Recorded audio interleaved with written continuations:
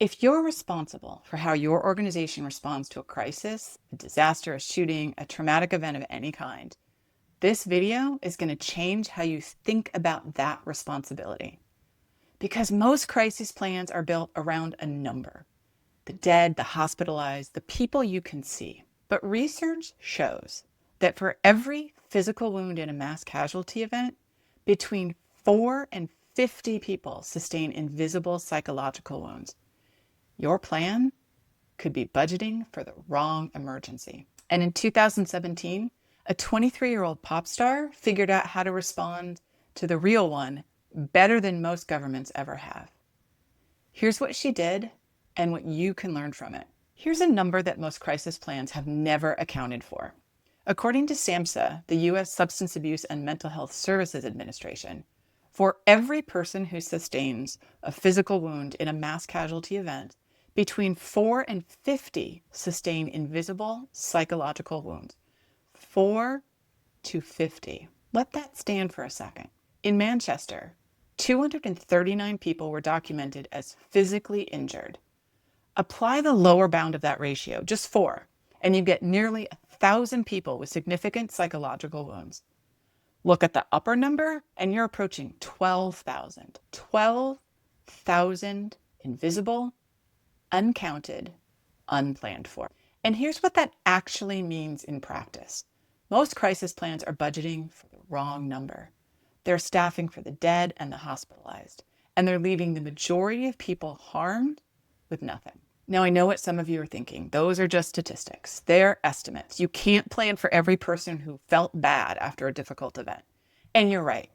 You can't treat every person individually.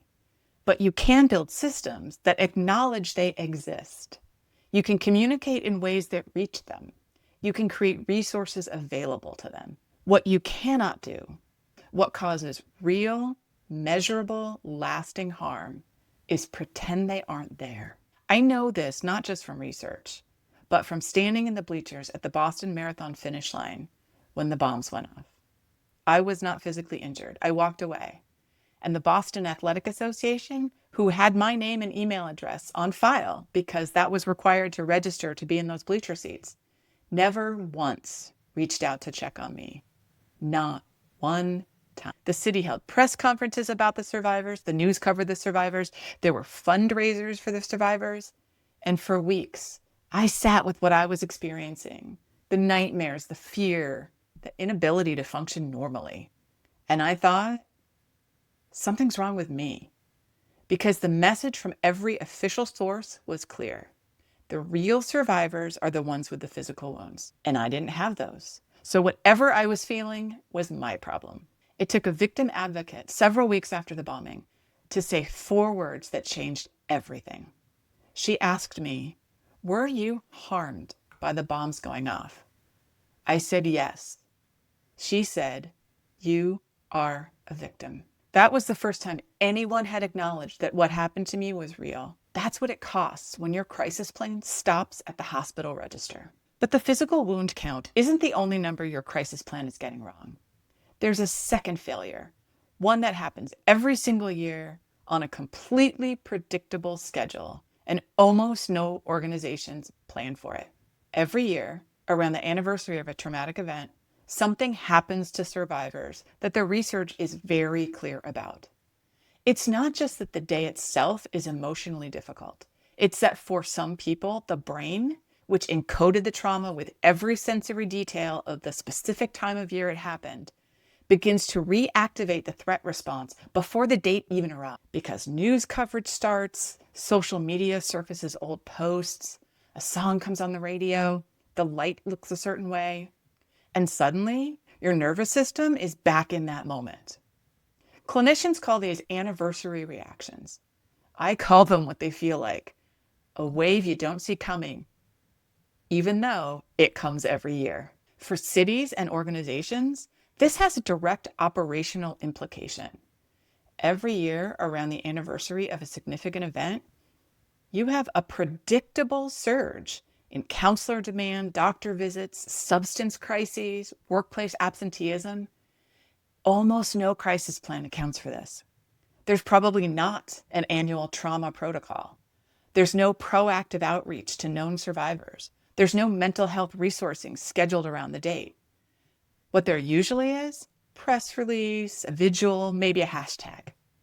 And then mostly silence. And I can tell you what that silence communicates to survivors because I've experienced it for years.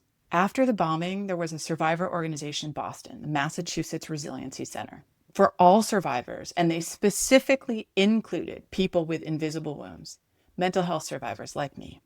Every year when the official anniversary commemorations were being planned, we would ask to be included to help in the planning. Every year.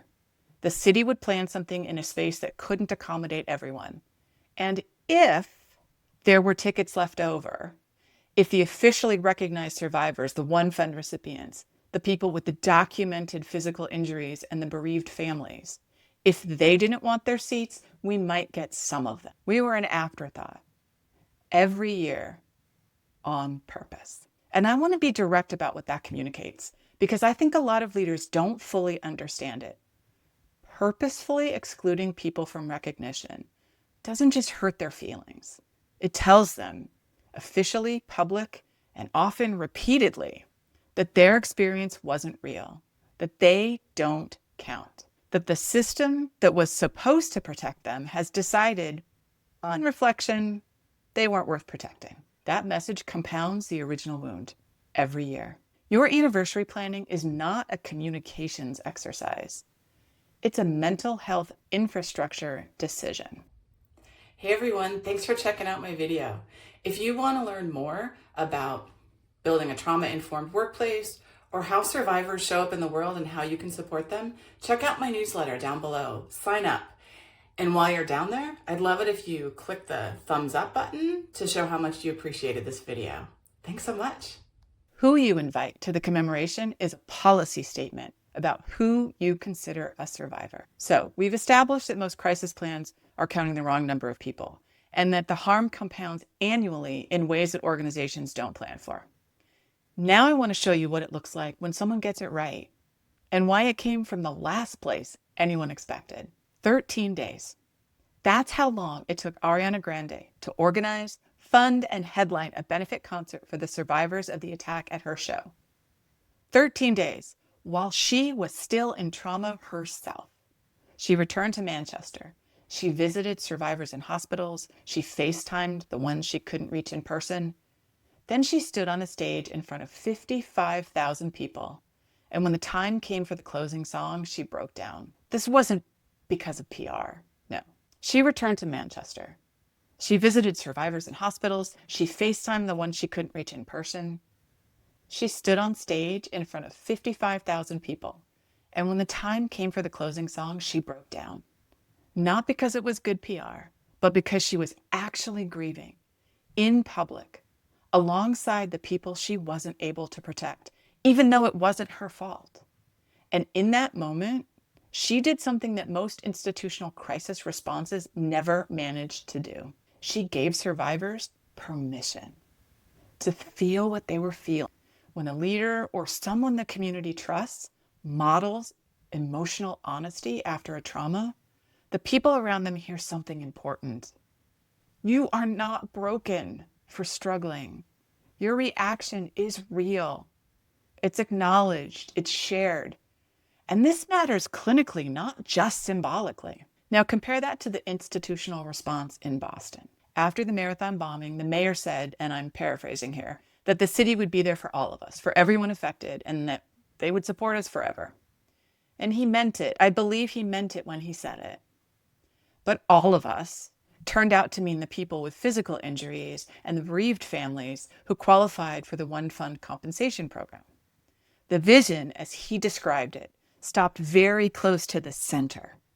These outgoing ripples, the people in the stands, the people in the neighborhood, the runners, the people who witnessed it, who absorbed the shock, we weren't part of all of us. What a leader says in the immediate aftermath of a crisis becomes a promise. If the delivery doesn't match the words, survivors don't just feel disappointed, we feel deceived. And that betrayal, the gap between what was promised and what you delivered, compounds the original wounds. and in ways that are very hard to undo. Ariana Grande didn't make promises she couldn't keep. She showed up, she did what she could do, and she kept showing up. She even got a worker bee tattoo, Manchester's symbol of resilience, on the 1-year anniversary. And she posted it on social media with one word: forever. That's what sustained commitment looks like. And most institutions abandon that commitment the moment the news cycle moves on. So why do they abandon it? Why do organizations that genuinely care about people keep making the same failures? In my experience, it almost always comes back to one decision. A decision that might seem reasonable in the moment, but it's a decision that causes more harm than almost anything else a leader can do. The decision to go silent. In the days after a crisis, most leaders go quiet. They're waiting for all the facts. Their legal team has advised caution. They don't know what to say, and they're afraid of saying the wrong things and making it worse. I understand that instinct. I really do. But here's what survivors experience when leaders go silent. I don't experience that as caution. I'm not thinking, oh, leadership is being careful and responsible. I'm thinking, what happened to me doesn't warrant your attention. I don't count. I'm on my own. That silence doesn't stay neutral. It gets filled, and with the worst possible interpretation every single time. And I wrote to the mayor of Boston asking for help. I explained what I was experiencing, what I needed, and that people like me had been overlooked. And his office wrote back, and the response was simple: we don't have anything to do with this. That was the whole message. Later, under a different mayor, I had a moment of hope. I met him at a commemoration event, told him what had been happening to invisible survivors for years, and he looked genuinely shocked. He said he didn't know, and he expressed concern. And then he told me to email his scheduler and set up a meeting. So I did. I sent the email. I said, met the mayor. He asked me to reach out. And the scheduler wrote back, said they wouldn't be scheduling the meeting. That's what happens when a leader says they care and then doesn't follow through. It's not just disappointment. It's one more official statement that I didn't count. Get out of here. Now, here's the nuance, because this matters. I'm not saying leaders should communicate carelessly after a crisis. And I'm especially not saying that you should communicate in ways that assume everyone present is going to develop PTSD or some other mental health condition. You don't want to create victims by assuming people can't take care of themselves. What you want to do is acknowledge the impact without pathologizing it. And that message does not have to be complicated. It could be something like, what happened was terrible. We know that all of you who were there might be struggling because what you witnessed was horrible. We know that some of you are going to have a really hard time. We don't have all the information yet, but when we do, we will tell you. And we have resources available, and they'll be available for the long term. That's it. That's the whole message. That doesn't include any facts. You don't need the facts to say that. You don't need the legal team's approval to acknowledge that something terrible just happened to real people. You need to say it out loud, clearly, quickly, and mean it. The invisible wound problem actually makes early communication more important, not less. Because you can't see who's hurt. 2 people walk away from the same event. One develops PTSD, the other one doesn't. You can't know that yet, which is exactly why you communicate broadly to everyone, rather than waiting to identify the individuals who are visibly struggling. Silence is not safe. It's a choice with consequences. And the consequences fall on the people who were already harmed. So, we've talked about the math leaders are getting wrong, the annual harm they're not planning for, what good crisis leadership actually looks like, and why silence compounds the damage. But there's a bigger frame underneath all of this, and it's the one I want to leave you with, because it changes how you think about your crisis plan at the architectural level. Here's the most uncomfortable truth in everything I've told you today.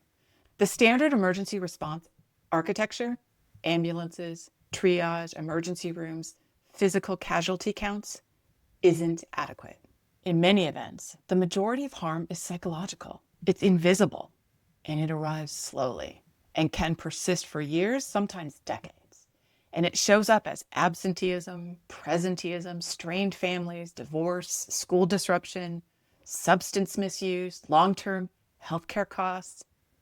After 9/11, research found that in some analyses, the economic burden of mental health care nearly equaled the total medical costs. But the timing can be difficult. Victims may not need help right away. In fact, it can be surprising when they aren't reaching out for mental health support in the immediate aftermath, because sometimes it takes people a while to recognize that they need help. By then, it might be that the funding cycle ended and the news has moved on, because the official measurement period was 12 weeks, not 12 months or 12 years. I used to think resilience was a personal skill, something individuals needed to develop. And yes, we do. And I've done that work. I've had to. But my understanding of resilience has shifted completely over the past 13 years. Because here's what I've come to understand.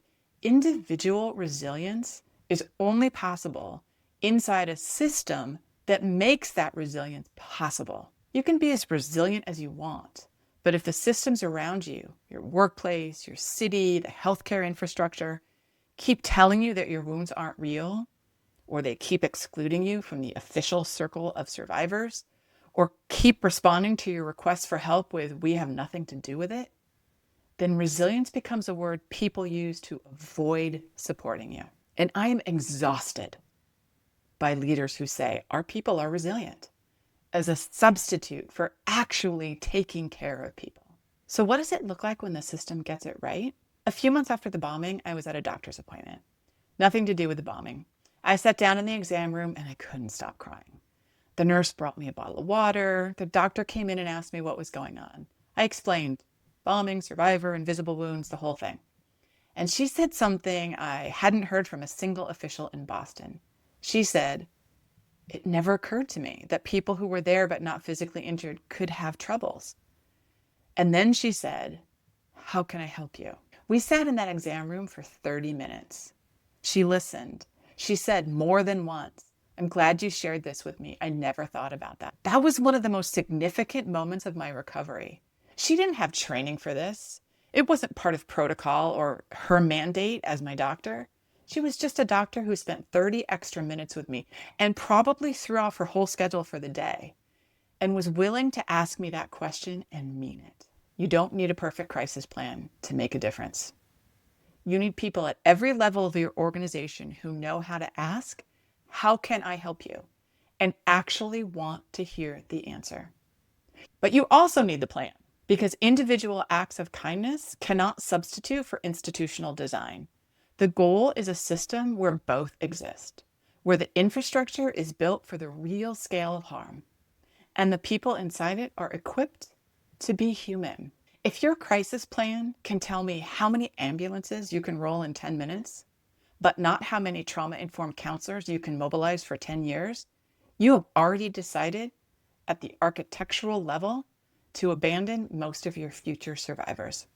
That's a choice, and it's a choice you can make differently. The story everyone knows about Manchester is the one with the bomb and the casualties and the one brave pop star who showed up when the institutions hesitated. The story most cities still haven't absorbed is the one about the thousands of invisible survivors who are still carrying wounds, who were never counted, never planned for, and never healed, because the system was designed around a number that was never the right number.